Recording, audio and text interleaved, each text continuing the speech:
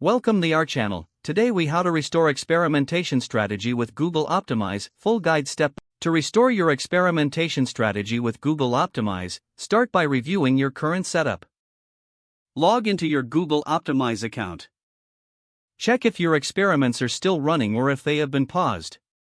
Evaluate the data from your previous experiments to identify any patterns or insights. Ensure your tracking is properly set up in Google Analytics. Link your Google Analytics property to your Google Optimize account if you haven't done so. Go to your experiment settings to confirm the correct objectives are selected. Decide on a new hypothesis based on your analysis of past experiments. Create your new experiment by clicking on the Create Experiment button. Choose the type of experiment you want to run, such as A/B testing or multivariate testing. Define your variant designs in the visual editor, ensuring they align. Set the target audience for your experiment to ensure it reaches the right users. Adjust the traffic allocation to balance user experience and data accuracy. Specify the experiment duration, aiming for statistical significance. Review your experiment settings for any missed details. Launch the experiment and monitor its progress regularly.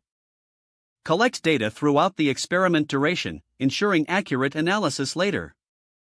Once complete, analyze the results in both Google Optimize and Google Analytics. Determine whether your hypothesis was validated or not.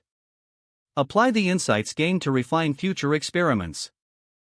Document your findings for future reference. Repeat the process to continuously improve your experimentation strategy. If the page does not load, refresh the browser or try again in a private or incognito window. Make sure you are using the correct email address, then retype it carefully to avoid small typos. If your password is not accepted, use the reset option and create a new strong password you can remember.